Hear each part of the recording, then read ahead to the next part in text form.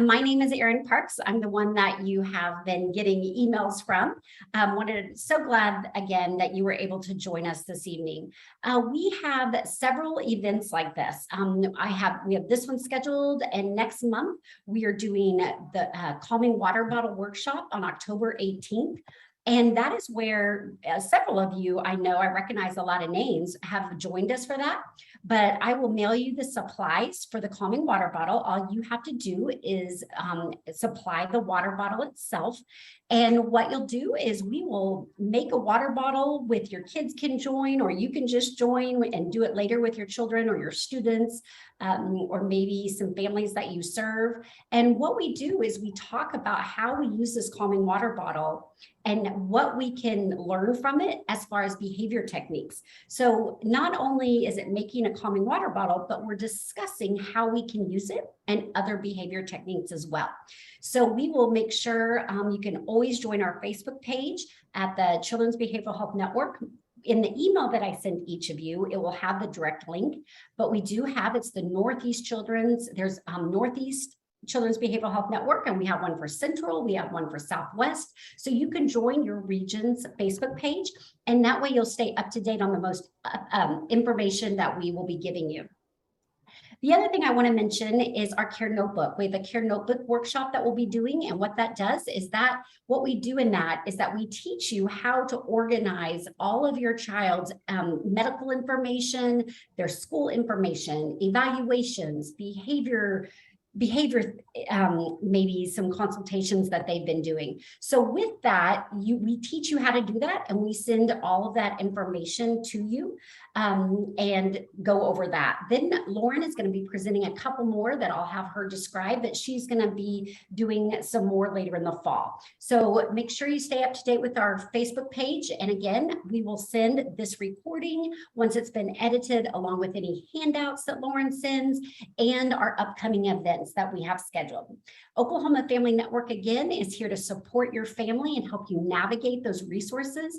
I am always available. You have my cell phone, you have my email, and if we can help your family in any way, providing that support to your family, whether it be that emotional support, whether it be helping you find trainings, whether it be helping you at school with IEP meetings or behavior challenges that you might have, Oklahoma Family Network is here to help you. So with further ado, I'm going to introduce you to Lauren Alvarez. Several of you have attended her sessions before. I actually worked with Lauren when I was community school coordinator at Jinx East Elementary, and she was school counselor, and she has gone on and finished her program and is now an official. I'm going to let you give all your background, Lauren, because I always just say you're truly official now, is all I have to say, with a lot of hard work and dedication. So I'm going to let Lauren give you her background, and we appreciate you again for joining us this evening. If you have questions, put them in the chat. We will monitor that and have time for questions afterwards. Thank you so much. Thank you, Erin. I actually was going to pull out one of the, oh, I think I brought a calming water bottle. Let me see. Oh, no, I left my calming water bottle. I actually use those with my students at school. I highly recommend attending that workshop. And hey, you get free stuff to make a sensory bottle. So I am Lauren Alvarez. I just want to make sure, Erin, that they can see and hear me, because for some reason it's not showing me if I'm showing up. So does it, yeah, can you see and hear me? I can. You can? Okay. Yep, you're great. Okay, fantastic. All right. So I I love working with Erin. You can tell how enthusiastic she is. And we're just in the people helping business. So I am an elementary school counselor. I'm at Jenks Northwest Elementary. This is my 9th year as a school counselor. I've done parent education, like parents as teachers. I used to be a classroom teacher. I teach parenting classes for Family and Children Services, and then I am an LPC candidate. So I'm not a fully licensed therapist yet, but I'm an LPC candidate for Improving Lives Counseling Services, and love that. I do see clients in the evening, and my big things that I focus on are anger management group and parenting group. And, you know, I'll do like an 8-week anger management group and a 6-week parenting group. And sometimes I do those individually for people too. So I love to help people get the information they need. And I'm a mom. I have 4 children of my own. So I have a 12-year-old daughter still at home. I'm actively raising her. And she is from my second marriage. So we got to experience all the joys and not so fun things of a blended family. And then I have 3 sons who are 21, 24, and 26 years old. And I used all this stuff. Actually, this particular class, Dealing with Anger in the Family, was inspired by my now 24-year-olds because I didn't know what to do with this angry kid. His main reaction when he was in first grade, when his father and I divorced, we really struggled with anger in the household. So just as a mom trying to figure this out and navigate this, and also having grown up in a household where anger was not well managed. My parents loved us, totally love us, but just knowing how much that mismanaged anger overshadowed our ability to see that sometimes, because you have to feel safe. So this hopefully tonight will kind of give you some ideas about how to better understand anger in your kiddos and have some real practical tips for how to help as a parent navigate this whole anger thing, because it is a very frustrating emotion. And so you might be thinking, I'd love for you to think to yourself, how was anger accepted or denied in your upbringing? However anger was displayed, how it was managed, in our house, the grown-ups were allowed to show anger, but the kids weren't. If we showed anger, that was disrespectful. Any disagreement was disrespectful, which would then be met with anger. So we had to learn to hold our anger in, but then of course it has to come out some way. So, we take it out on each other or, really internalize that. And that turned into a lot of rebellion as teenagers. I mean, I was such a sweet, I would say sweet. Yes, I would think I was sweet. Very compliant, loved to follow the rules. And then just enough was enough was enough. And then I just completely rebelled in high school and just had a lot of anger and resentment. And a lot of that was just, not knowing how to manage anger. Then I married and thought to myself, well, a good, healthy relationship, there's no yelling. Well, yeah, it is good to not yell, but I thought you weren't supposed to feel angry. Well, why did I feel so angry? It's just a very confusing emotion. So really how you experienced anger as a child and what it was allowed with that will have an impact on you. So I had to learn about this because I wanted my children to be equipped with the skills that they needed to manage anger, so it didn't become a problem in their lives. So I also want to make sure that as we go through this stuff, hey, you're going to see some things maybe, oh, I wish I would have done that. I wish I would have done that. Guys, we are doing the best we can with the tools in our toolbox. So I'm just trying to give you a few more tools. So I always want to make sure that everyone understands, as we're learning, this isn't about shame. Like, oh my gosh, I should know better. Well, why should you know better? Does society handle anger really well right now? How you think America is doing with that? Not so great. Everyone's mad about everything, but I'm allowed to be mad, but you're not. It's just a hot mess. So as a school counselor, my most attended group is my hothead group. It's actually called Strong Emotions, but I call it my hothead group because kids don't know what to do. They know what they're not supposed to do because they're told that all the time. But what do they do? And that was the challenge I had to figure out with my own son. Is here I'm telling this child, no, you can't do that. You can't beat your, you can't. But he didn't know what to do with these big, overwhelming emotions. So hopefully what I had to learn through struggle as a mom, and then just continue to learn about in my further education, hopefully that will help you a little bit. Because anger, it's very misunderstood. It's a reaction to an inner emotion. It's not logical. So when our brain is fully in anger mode, it's not thinking, it's just reacting. Now, surprisingly, anger does serve a purpose. In my anger management group, some of the payoffs of anger is maybe it helps us control people. Maybe it gets us out of situations that we're uncomfortable with. It serves a purpose, but a lot of times we just don't manage it very well. So that purpose can be productive. It's learned behavior. And that's the challenge as a grown-up. If we want our kids to be able to manage their anger, we have to know how to manage our own. It's very overused. It doesn't have planned actions. And, it's an energy. It's a positive or a negative energy. So, this is where you can send me a message over in the chat section, but, anger can serve a purpose. Here's what I wish. I wish when I was angry, I would have this energy that I would use to clean the house. Ooh, that would be nice. Any of those house cleaners out there? That would be nice.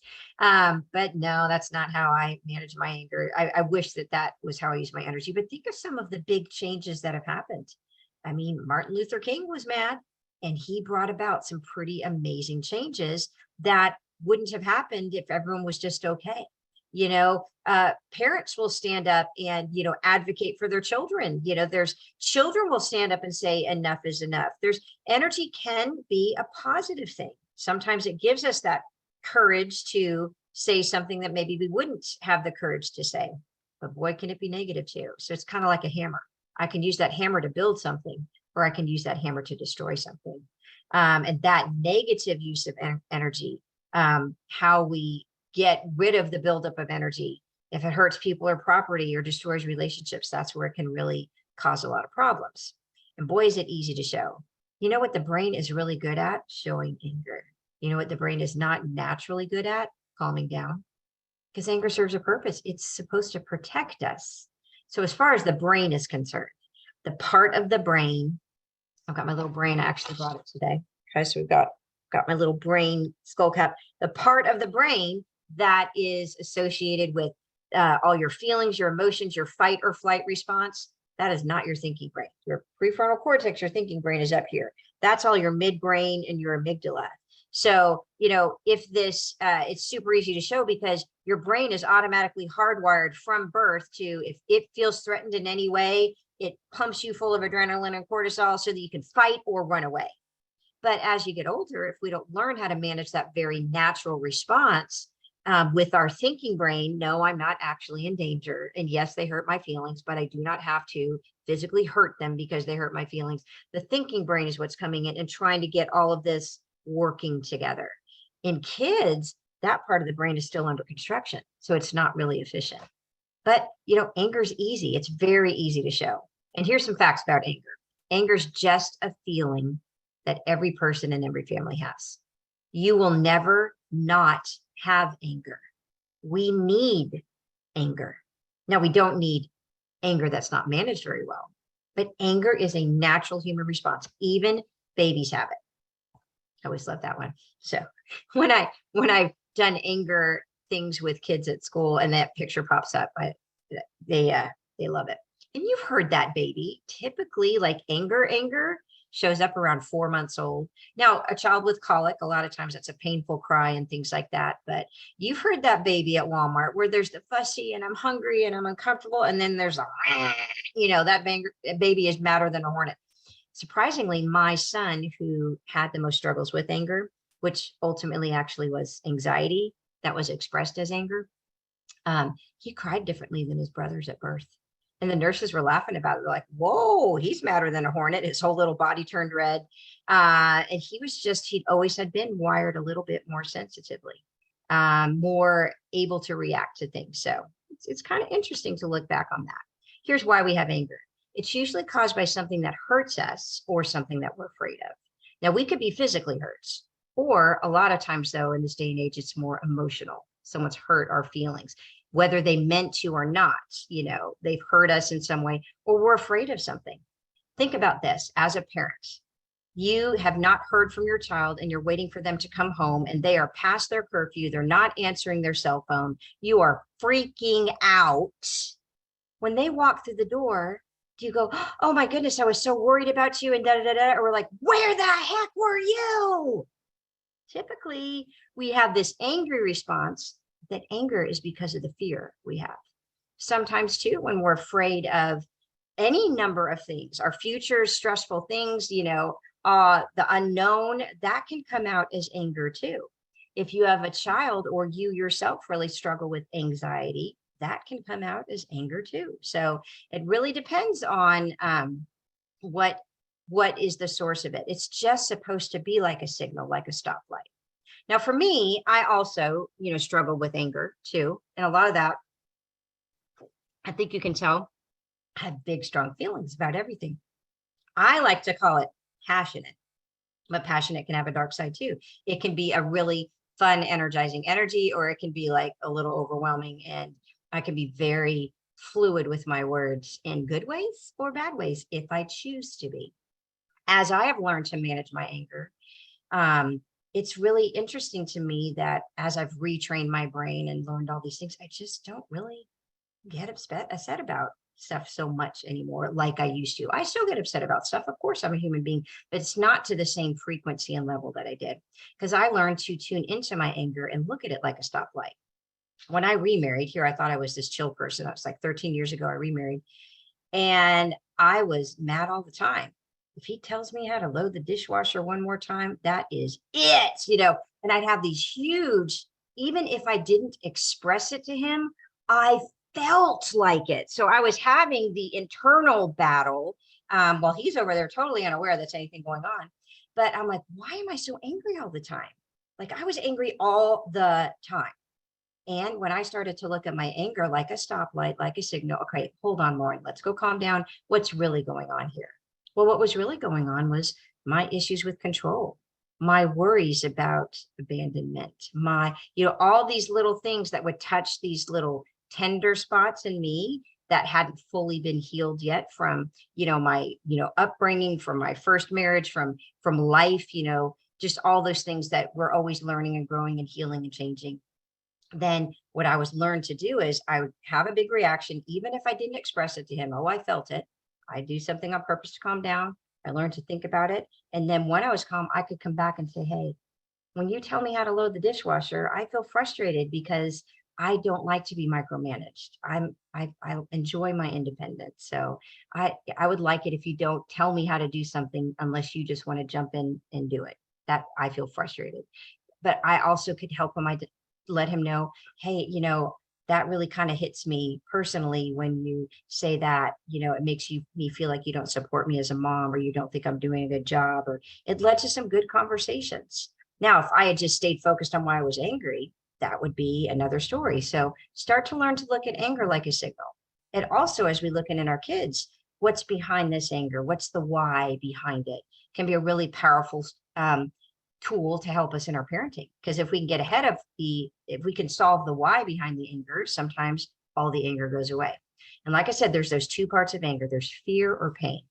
So taking that moment to find out what the trigger was or think what the trigger was is great. If we can get in touch with that underlying pain or fear, then anger is actually more easily understood and diffused. Me having so much anger actually led to so much healing when I started to use anger the way it was supposed to be used, which is like a stoplight. Now, here's an extra note though. In children, they can have quick expressions of anger, but a lot of it is really in tune with their brain development. So let me explain. As the brain develops, it's kind of from back to front. So every baby, that we're good to go with our amygdala, our fight or flight part of our brain. Then we've got our midbrain where all of our memories are stored, happy memories, sad memories, traumatic memories, that all those kinds of things. And then we've got the last part of the brain to develop, the prefrontal cortex, the executive center. In children, that is very much under construction. Here's what that part of the brain does. It helps you make good decisions. It has empathy. So like how my behavior is impacting someone else. There's not all that so much awareness yet. Considering consequences. Oh, if you show your anger this way, this is probably what's going to happen. Doesn't consider consequences. It's in charge of regulating emotions. That's the big piece. So when the amygdala sends all this adrenaline and cortisol, and I've got to, I'm mad, and we're having this huge reaction to a very minor thing, especially in children, that prefrontal cortex is not totally in great working order. So it doesn't do the best job of managing those big highs and lows of emotion. So when you see these big overreactions in younger children that hopefully start to get a little bit better with good parenting, good interventions, as well as brain development, it really makes a difference. And also that whole self-awareness and morality, it's all under construction. Now, that doesn't mean we give our kids a free pass. Their brains are just going so they don't know any better. Yeah, their brains are, all the pieces are there. They're just not working together really well. And so that is where good, effective parenting communication, good preventive things like we're going to talk about, and also your responses, your consequences, how you're talking, so the things you do when you and or your child are angry, all of those things are teaching that prefrontal cortex how to do its job better, because it doesn't come naturally. So what comes naturally? The amygdala, fight or flight, overreaction, that's natural. This other stuff, learning how to think about these things and manage these things, that's learned. And so one thing I can say about my son, who is the hothead of hotheads, he actually really struggles, and we had lots and lots of different supports in place along the way. When he went to college, he actually studied neuroscience, brain science, because he was just just even learning about that was so fascinating to him. And he wants to be a pediatric psychiatrist. He's just finished his med school applications, because he wants to help other people understand their brain and how that impacts behavior. So it can be a really powerful tool. And yes, you will have access to the presentation. I'm going to email it to Erin, Miss Erin Parks, who got on to talk at the beginning, and she will send that out to everybody, including the recording. So is anger good or bad? Wonder what you think. You can say it out loud, even though we can't hear you. Here's the deal. Anger is not good or bad. Anger just is. What you do when you are angry makes it good or bad. And actually, I have learned to use the phrases makes it helpful or hurtful, because good or bad, yes, we can actually quantify something as good. It's bringing about good things, or bad, bringing about bad things. But those are some pretty heavy words. So we have to be careful how we use those with kids, because you're a good boy, you're a bad boy, you're a good girl, you're a bad, there's some shame. There's an undercurrent of shame attached to that. So I like helpful or hurtful is some of the phrases that I've really tried to switch my language into, because it can be problem solving too. Mothers Against Drunk Drivers, and it's the acronym is MAD. That was from a mom who lost a child to a drunk driver and had enough. Some of the big changes that, Oklahoma Family Network helps families of children with special needs and gets you connected to resources. Well, guess who brings about changes in the law? Parents who've had enough and say, oh, right, this is not okay. And we get that courage to stand up and advocate for our child and bring about systems change, bring about getting the interventions that our children need. So anger can be problem solving and can give us the determination. Same with kids. They can actually learn to use their anger to solve some of their problems as well. But I like that helpful or hurtful. When it's too frequent, or it lasts too long, or it destroys relationships, or it's too intense, or it leads to aggression, that's when it's not helpful. That's when it's hurtful. And so, that's the tricky piece, is learning to acknowledge the feeling without giving a free pass to the behavior. We can have the feeling, we need to manage how we express it. Because when we're angry, it's very feelings driven. People react according to their feelings, not logic. And that's why when you see these road rage incidents, or you see like, I don't even know what happened. I mean, they literally I can't believe I said that in that moment of anger. You probably remember some things that have been said to you in moments of anger. I mean, I've still got some zingers. I still remember from my childhood that especially my dad said in anger. Now, did my dad love me? Yes. But what things do you remember? Do you remember those zingers, or what? How we talk to our kids becomes that voice on their shoulder and in their head. So, but again, we are not thinking, we are just reacting according to our feelings. So that's where for us as the adults, learning to respond to these emotional issues through reasoning and thinking rather than how we are feeling. We have to role model this for our children. So if you struggle with this, which golly, a lot of adults struggle with this. I'm a licensed therapist, and anger is still present in my life, and managing anger in certain areas of my life. It's amazing how it's completely well managed. And, at work, oh my gosh, I'm the one everyone comes to for chill. At home, in my couple relationship, I've got to be careful. So we all have these little areas where it might be a challenge for us, but that key is role modeling. If you don't know how to manage your anger, it's a really difficult emotion, but it can be managed. talk to a therapist, take an anger management group, join me. That's totally fine. But, those things are really important because our kids are learning how to express it from us. They need to understand that anger is just a feeling. It's not good or bad. It's how we express it that makes it hurtful or helpful. All right, let me check. We've got a couple messages in the chat section. Got those answered. So those are good. Okay, now here is something that this thing called the Flack method. This is kind of a way of talking that I use all the time as a mom and as a school counselor. So the Flack method, when I have a child who is overwhelmed with emotion and their behavior is not really what we're wanting right now, that behavior is kind of not going so well, I can acknowledge those feelings, but at the same time set limits on how they're showing those feelings. Here's what we like to do as parents. Nope, nope, nope, nope, nope. Because you know what stands out? The behavior. That is a part of the feeling. That's what stands out. And so we're so busy fixing, setting the limits and setting the limits and setting the limits, which is important to set limits, but we don't acknowledge the feeling. And so, gosh, this is always so interesting to me that when I've learned this, as a school counselor, I have like 600 kids I'm in charge of, 500 something kids that I'm in charge of. And so I can walk in and I might not even know a child.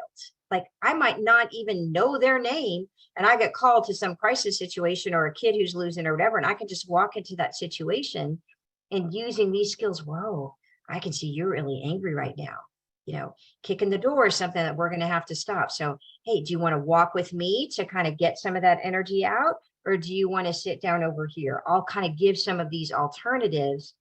And then if they aren't wanting to follow some of those reasonable things, okay, well, do you want to stay here with me to calm down? Are we going to head to the principal's office? Do you want to stay here with me to calm down? Are we going to have to call home, to help you with this? But I'm acknowledging their feelings. Man, I could see you're really angry. You seem really frustrated. You seem really disappointed, but I can still set limits on the behavior. So with my son, man, I can see you're really angry about this. Whatever. Yelling at your brother is not how we can show anger in the family. So either you do something on purpose to calm down, and we already had our calm down plans and all that. So I need you to do something on purpose to calm down, or there'll be a consequence for how you're showing this. And if he didn't want to do something on purpose to calm down, guess what? Now I made him. We had our anger control plan. We knew what was on our anger control plan, and I would make him go do it. Oh, he didn't choose to do it. Oh, I need you to go jump on the trampoline for 5 minutes, because I knew him jumping on the trampoline got all of his energy out. So I would require him initially to do things that I knew calmed him down. But it wasn't just random things either. These were things he knew. Like we had already talked about how to manage his anger in a time when he wasn't angry, but now it was required. And after he calmed down, if he had crossed the line while he was angry because he chose to not use some of his strategies, then he had consequences about that. So, but this Flack method, acknowledge that feeling, but you can still set the limits. Really, it's a way to address an angry child in a more effective, calm, logical way. It's not all wrapped up in the emotion, but it's acknowledging the emotion. So Flack method, I use that all the time, where you identify their feelings and show empathy, remind them of the limits of the situation, talk to your child about how it can meet the goals within the limits. If there's some way that they can get their need met within the limits of what's allowed in the family, then let's present that alternative. And if necessary, we do those logical consequences. In one of the curriculums that I use, there's a big video about the kid who's angry about these stupid shirts that he has to wear. So mom's like, I can see you're really angry about these shirts. Here's the limits, but we have to leave for school in 5 minutes. So alternative, what's something he might enjoy? Is there a shirt that you would prefer to wear that's in your closet? So we need to leave for school in 5 minutes. You either come downstairs dressed, or you must not have enough energy because you're too tired. You're going to need to go to bed an hour early tonight. So you can kind of up the pressure if we need to for some of those consequences. So Flack method, definitely a great thing. Here's another thing we do when our kids are angry. This is what I call picking a fight with our words. So parenting with love and logic, love, there's Steph. I've never quite found that parenting with love and logic fully covers everything. So I like to combine it with some other things. I like to combine parenting with love and logic, with parenting the whole brain child, with conscious discipline. You know, there's some really good ones. And I'll make sure I include those titles in the email that Erin sends out to you. But in parenting with love and logic, a lot of times we pick a fight with our words. For some reason, we think because we're the adult in the family that we get to talk however we want to talk, and they're just going to have to deal with it. So me as a parent, I had to learn and change my ideas about what being in charge sounded like. So what being in charge sounded like doesn't mean I have to be rude.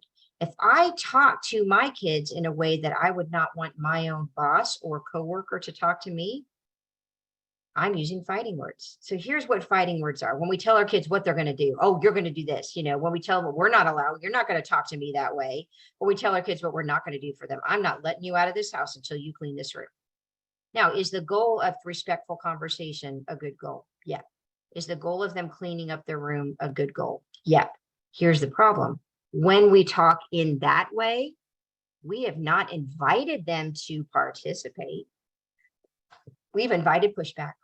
We've just picked a fight with our words. And oh my goodness, I remember this so strongly when our daughter, she's now 12, when she was little.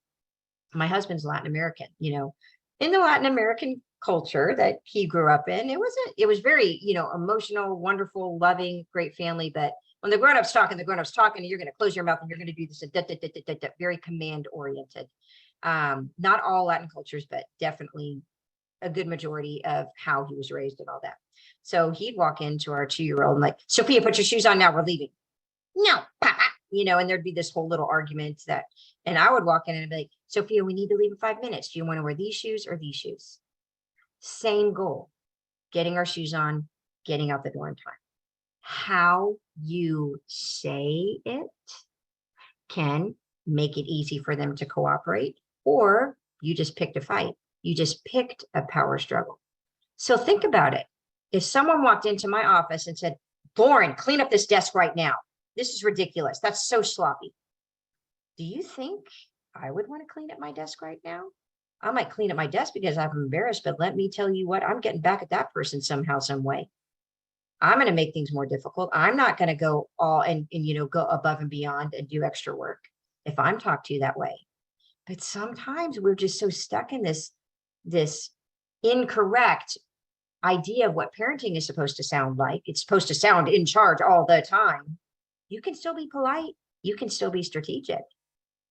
Thinking words are when we tell our kids what we will allow. Yep, feel free to join us for the movie as soon as your room is clean. Yep, they can do that. What we will do, I'll be glad to read you your story as soon as you finish your bath. What we will provide, you can play this game with us or you can join us tomorrow. Here's some other scenarios. When a child comes in, can I go to my friend's house? A fighting word might be, no, you're staying here and cleaning your room. I've told you 3 times. Now, that parent is correct in that cleaning the room is a good expectation to have before they get to go have fun. Saying it that way stirs up anger. Parent, yes, you can go to your friend's house as soon as you clean your room. Thinking words. Parent, don't talk to me that way. Watch your attitude. Parent, you seem to be angry. I will talk with you when your voice is calm like mine. Stop fighting. Be nice to each other and stop being so mean. You guys seem to be having a hard time getting along. Why don't you take a break in your room until you're ready to come out and treat each other nicely? I can still have that authority in my voice. I call it my teacher voice, having, you know, an education background and working in a school. I use my teacher voice at the pool often as well. I just feel like I am a certified school counselor, so I have permission to correct children sometimes when they are completely ridiculous. But I still use thinking words when I'm saying it. Anyway, so think about that. If you've got an angry child and you're in a lot of power struggles, are you contributing to that by talking to them in a way that you wouldn't allow them to talk to you? So your goals and what you want to get done are awesome. How you say it, maybe that could be tweaked just a little bit. So I really like that.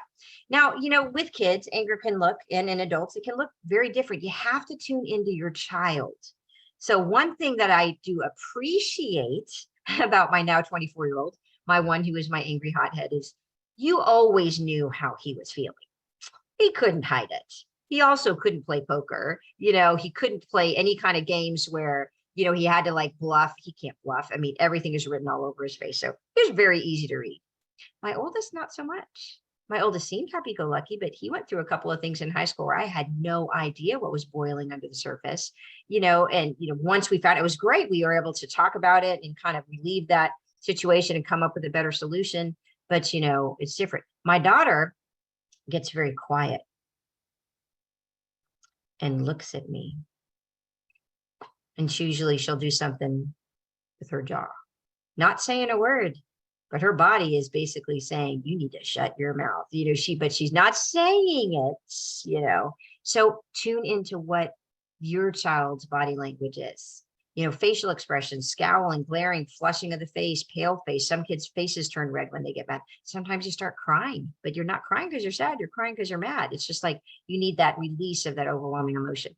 Verbal expression, it could be talking, screaming, cursing, arguing, or just the volume of voice. Physical aggression, it might be hitting, kicking, slamming, throwing, pushing, shoving, you know, and being intimidating with their bodies. Or passive aggressive behaviors, poor grades, failure to cooperate, being stubborn and oppositional, fighting with family members, procrastinating, forgetting, stubbornness. In our family growing up, you always lost if you stood up and expressed your anger to the grown-ups every single time. So we got really good at being passive aggressive. We found ways of, in our sneaky little ways, getting back at them, sometimes purposefully, sometimes not even realizing how passive aggressive we were being, because it was too costly to be really direct, because there wasn't that open communication. That just was not a thing in the 60s and 70s, in my household at least. So we became very passive aggressive, and that stubborn, rebellious, finding ways to get back at them. We were good at that. Sometimes if anger isn't managed well, it can turn to depression, isolation, thoughts of hurting ourselves, or our children having thoughts of hurting themselves. So kind of tune into some of those things that might be at work in your children. Sometimes too, you can ask your kiddos, hey, is there something that I do that makes it hard to talk to me? You know, is there some way that, how do you know when I'm angry? You know, ask your kids, they'll tell you, like, oh, you get this look. Oh, you do. Oh, you always do this, you know, whatever it is. Because sometimes too, we might be showing anger and not thinking we've got it all under control, and not realize that our body language is kind of creating an atmosphere that doesn't feel so safe. I have learned to say, I acknowledge my feelings. I'm really angry hearing that right now. I'm going to go take a break and I'm going to calm down. And when I'm calm, I'm going to come back and we're going to talk about this. Because guess what, guys? Your kids are going to push your buttons. When I model for them, when mama's mad, I'm going to do things on purpose to go calm down. And I even use the phrase, I love you enough to go calm down before I keep talking. I love you enough to go take a break before I say anything else. I love you enough. So I'm associating this. I am stepping away right now because I love you too much and I don't trust what I'm going to say. So, but I come back from that timeout and I address those situations. Sometimes I will use the phrase, I am so tired. I don't even think I can be nice, mommy, right now. I'm going to go take a power nap. And I literally, one of my calming strategies is a 15-minute power nap, especially after a long, long, long day at school. And I mean, I'm the go-to person that everyone's going to for all the things. I mean, I ate lunch on the stairs from the cafeteria, eating it on the stairs on the way up to a situation today. So, but I'll model those things. We don't have to act like we have it under control all the time. We can out loud role model what we're doing to calm down.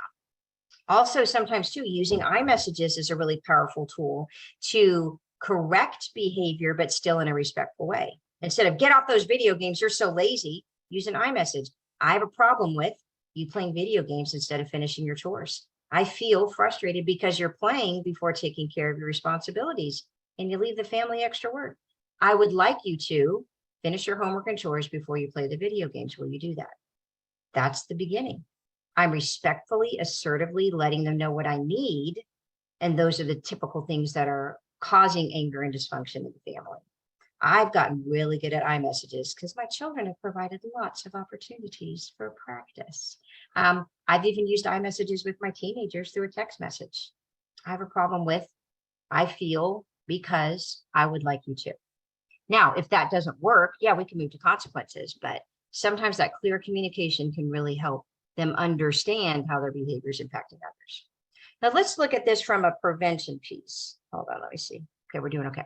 A lot of the common causes of anger in children, if I could get a megaphone and shout it from the housetops, lack of sleep. Oh my gosh. Our kids are so sleep deprived, and so are the adults. Let me tell you what that does to the brain.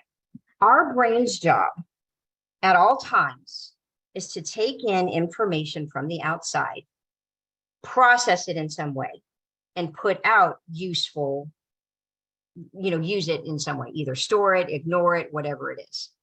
Now, that's our brain's job. It's always, even when we're asleep, it's always still taking in information. There are some things in our body that we're not even conscious that the body's aware of. Our brain is aware of our body temperature and what needs to be regulated in our heart rate. Our brain's doing all these behind the scene things, plus actual things that are going on. So just even right now, I can feel that fan and hear that fan. I can hear the whir of my computer. I can see my PowerPoint. I can have these thoughts in my head. There's a lot going on. When your brain is tired, here's the problem. The amount of information coming into our brain doesn't stop because we're tired. Our brain just isn't very, it's not able to process all that information in an effective way. So then the brain feels overwhelmed. So then the brain gets irritable. So then we sound irritable. Just be quiet, just stop. Everything feels kind of overwhelming. So if we've got a kid who's chronically sleep deprived and we're trying to put in these effective consequences and and their brain is ripe and ready for a fight at all times. Everything's going to tick them off because the brain is tired. So whatever you can do to really help with that sleep, backing sleep time up by 15 minutes a week until you can get to a regular thing, cutting down on screen time. I have a kid falling asleep at school, and we brought it up at meet the teacher night, back to school nights. And then I was like, yeah, he's on his phone a lot, but he gets really mad when I take it away. For a third grader, I'm gonna just take your phone. You get mad, you get mad. You're staying up till 2 a.m. You're falling asleep. You're always in a mood. You're not, you have a hard time concentrating because I'm worried about you being afraid of me taking your phone away and the reaction you're going to get. Well, and also, addiction is addiction. Video game addiction. It's amazing that it actually just got put in the DSMR, like the diagnostic and statistical manual for counselors. And I would say pretty much most of us would qualify for phone addiction. And it's hard to not have your phone if you're used to having it all the time. It takes a little while to learn things, but getting our kids enough sleep is everything. Us doing our best to get enough sleep is everything. The good news is for some of us, it really is hard to turn our brains off, or it's really hard for kids to settle their body. One of the things I am going to send you is some calm down. There's like a Sesame Street monster meditations where you're getting your body ready for sleep. Netflix actually has the Headspace channel. So Headspace is this really great app that you can have on your phone. It costs money though. Netflix actually has a Headspace channel that teaches you, has little episodes. And one of the episodes is getting your body ready for sleep. It's pretty cool. And so there's a lot of adults who are using that to really work on sleep and turning their brain off. Other common causes of anger in children: stress, feeling misunderstood. If we have that not so great communication, an overloaded schedule. There are too many good things out there. Sometimes just too many things, even though they're all awesome. And we're so worried about our kids keeping up. Too many good things can lead to a really stressed out, angry child. Feeling ignored or unappreciated, feeling belittled or taken for granted or helpless, especially in situations where, like I see this as a lot in families where kids are going back and forth between parents, because this was definitely the situation in our family. And just, so frustrated over everyone else gets to decide what night I go to mommy's and what night I go to daddy's. And it can be pretty frustrating if we've got a lack of routine or predictability in the home. Think about this: kindergarten. When a kindergarten 5-year-old walks into that classroom, does the teacher say, Oh, right, guys, it's everybody free choice all day. It would be chaos. But sometimes if we don't have routine or predictability or any kind of structure, or then everything, it's just not, it's just creating an environment of chaos. And then we're constantly in this reaction mode and putting out these fires, and because there's not any predictability or routine. So, and some of us aren't very predictable or routine oriented. I have ADHD. I had to protect myself from myself by having some of these structures and routines. And one thing I did well, I had a bedtime routine. But those kinds of things can be very preventive. If the morning routine, you guys are always rushed and crazy and it's so chaotic and everyone's yelling and shouting, sometimes just doing things the night before, pick out your clothes the night before, little things. I started doing something recently, I'm only 53, it only took me this long, is I would always, like, the dishes are always in the sink, and so I just started getting up 5 minutes earlier and just emptying the dishwasher, and so that I could load dishes in it, and everyone in the family, as they finish their dish, they just put it right in the dishwasher. Well, you can't do that if the dishwasher is not unloaded, so just simple little tweaks in the routine can make a big difference. Sometimes not being allowed to be independent of the parents as they're fighting for that independence, or when they're stuck in the middle of their kids' battles. Those are all very common causes of anger in children. So, as you're looking at these things, if we can avoid some of these things or make some adjustments to some of these things, it prevents the anger from happening. So, because when we are dealing with anger, remember, anger is just the feeling. We've got our button pushed in some way, and it's triggered a feeling of anger. Well, there's this buildup phase. If we don't catch it in the buildup phase, if we don't do something on purpose to calm down, or help our children do something on purpose to calm down in the buildup phase, inevitably it's probably going to get to the explosion phase. And then there's the aftermath. There's where we got to clean up the mess, whether it's the emotional mess, whether we literally broke stuff. Some of the messes can be pretty big, legal things, broken relationships, other things. It can just be kind of creating an atmosphere in the house where we feel like have to walk on tiptoes. Our kids at school losing friends or getting in trouble a lot. So the build-up phase, everyone's different. And your kids are all going to be different. Some of them are going to be slow burners. Some of them are going to be right away. But typically the younger they are, because of their brain development, that build-up phase is going to be a lot shorter, because that part of the brain that regulates emotions, it's just not, super well developed yet. So being aware of your own build-up phase, that's one thing I teach in my anger management group, is we actually have this anger meter that we monitor our own anger every week. And then how high did you get on the anger meter? And there's some people that were like, I had no idea, like, even though they felt angry, but just taking a minute every day to think about, okay, did I get, where was I? A 1, a 4, a 6, a 10? Just building that awareness. And then as we start with the awareness, then we add another layer. Okay, what was the trigger that led to that? Okay, what was the strategy that helped you calm down? And literally within 4 weeks of just the awareness part, it's amazing how they are able to catch it early before they get to the explosion part. It's the same thing with your kids, though. Catching it early with them is helpful, because there's choices when we start to feel angry. We can repress it, we can hold it in. And boy, that leads to, when we do this in parents, we repress it and push it down. Then our child does one little thing, like spill the milk, and we have this massive reaction that does not match what just happened. That's if we're not finding good outlets for our stress management or anger management. Oh, we can express it too. We explode. And you know what? Our anger is justified. I'm not saying our anger isn't justified. Our kids are going to drive us crazy sometimes. Things in life that are unfair are just going to, it's justified. How we choose to deal with that anger, though, that's a whole nother level. So if I choose to express it, typically what happens is I'm creating an environment that's not so emotionally safe. Probably one of the most powerful visuals I ever experienced is when I was learning this new curriculum. When I first started at Jenks as their parent care center coordinator back in what was that, 2005. So I was learning the practical parent education curriculum. And so one of the things in there was this anger module for families and all that. And so she gave us all a little packet of ketchup and, you know, like from McDonald's. And so she gave us a packet of ketchup, a paper towel, and a paper plate. And she's like, all right, this little ketchup packet, that represents your anger. All right, I want you to squirt that anger out on your paper towel. So we all like squirted out our, emptied our ketchup packet onto the paper towel. She's like, all right, you just relieve the pressure. You feel better. This is great. Now, I want you to put that ketchup back in the packet. Well, you kind of can't. There's always someone who thinks they can, though. You can't. So what do we do when we just dump our anger and express it? Well, we all have our different things that we do. I'm sorry, you know, take you out for ice cream, buy you things. And we literally, genuinely are sorry. We really, truly do regret saying that in anger.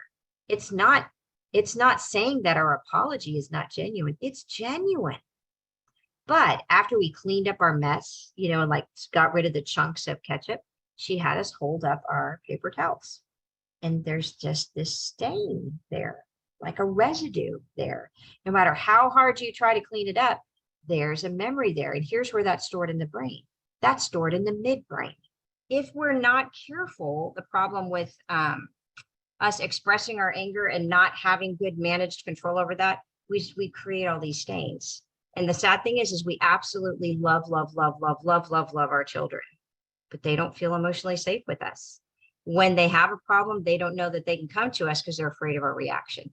And the sad thing is we always feel so justified in our anger. But I'm not saying that the anger is not going to go away. I'm not saying your child is going to be this perfect, easy kiddo to be around. How we choose to deal with our anger really creates an environment of safety or not. Or we can release it. There are things we can do to calm down on purpose. So let me quickly go through those. I mean, simple things like exercise, sometimes making silly faces in the mirror when the kids are in a mood, taking a nap or a bubble bath, drawing your feelings like to journaling, biting or punching a pillow, dancing to fun music. When I had the kids in the car and they were like, you know, picking on each other, I would find some crazy song on the radio and just like, all right, everybody, rock the car. And just being silly for a minute and rocking the car, that changed the mood. So, you know, you might have your playlist of music you do, deep, relaxing music, stuff like that. So there's actually this, we won't have a chance to practice it, but I'm going to send these to you. They're so good. I have a whole little Google Doc thing that I'm going to send to you from Erin, but box breathing is actually something that Navy SEALs use. So we can do one box together over the course of 30 seconds. So the way the box breathing works is you breathe in for 4 seconds, you hold it for 4 seconds, breathe out and hold it. So let's just do one box together right now. Okay, you ready? Breathe in, hold it, breathe out, hold it. Breathe in, you just keep going around the box. You can teach your kids to trace the box. Some of the other things that I've used with my kiddos, these are the things that I'm going to send to you. Like it's got some cute little graphics for box breathing. If you make a calm down book, triangle breathing. There's even one that's a figure 8 where you kind of breathe in, breathe out as you're tracing a figure 8. Sometimes you can do the finger model. I'm going to breathe in and out and in and out. Now those are breathing techniques. It seems kind of silly, but really what it's doing is sometimes breathing with a little structure. I'm having to think about the structure. I'm pulling myself out of my amygdala and into my thinking brain by doing stuff like that. Box breathing is used by Navy SEALs to reset the brain in 8 seconds when they're in a panic, anxious, whatever response. And those can be super powerful. I'm also going to send you some of these links. There's a great thing called Go Noodle Flow, you know, where they have these great little kids videos that we use these at school that, you know, one is like, okay, we're going to do melting where we're going to freeze like an icicle and melt your body. And we're going to freeze like an icicle and melt your body. So rainbow breathing, I'm going to breathe in the rainbow and breathe out the rainbow, but it actually takes you through the video. So those can all be really helpful things. Having a calm down plan, actually taking the time to talk with your kids. What are things that help you calm down? I had to have calm down plans with my kids, but especially with my son. And so we're figuring out what are the things that make you mad? What can you do when you get mad? I had to teach them these things just like I taught them to brush their teeth. When they were learning to start to do these things, it took some time because you know what was already established in their brain? When I get angry, I explode. When I get angry, I explode.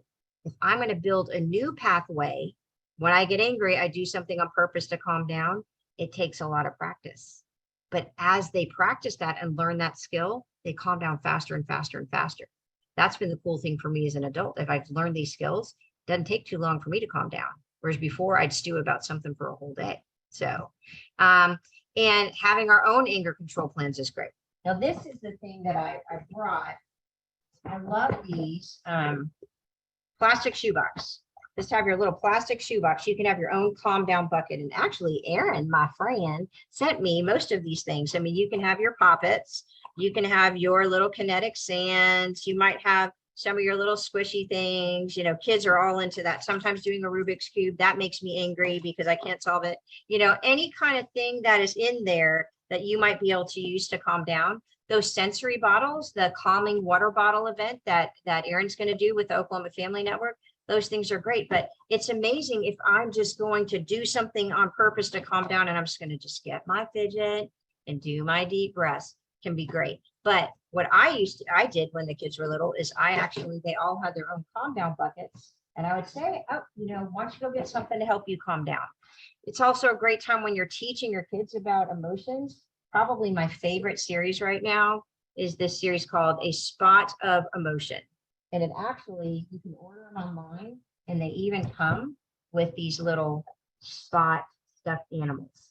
So there's one for anger, or there's one for anxiety. There's one for happiness, confidence, sadness, a little spot of peacefulness, a little spot of love. And it's a children's story, an educational story about the emotion. Watching movies like Inside Out and stuff like that really help them understand the feelings. But I always use this analogy with my kids. Think of your anger, think of your brain like a television. If your brain is stuck on a certain channel, when I'm watching TV, if it's on a channel I don't want, man, come on, I hate this channel. Why doesn't this channel go away? Do we just sit there? What do? We pick up the remote and we change the channel. It's the same thing with anger. If we have a feeling of anger, our brain screen is on anger. We have to do something on purpose, like picking up the remote control and pushing a button is doing something on purpose. We have to do something on purpose to calm down too.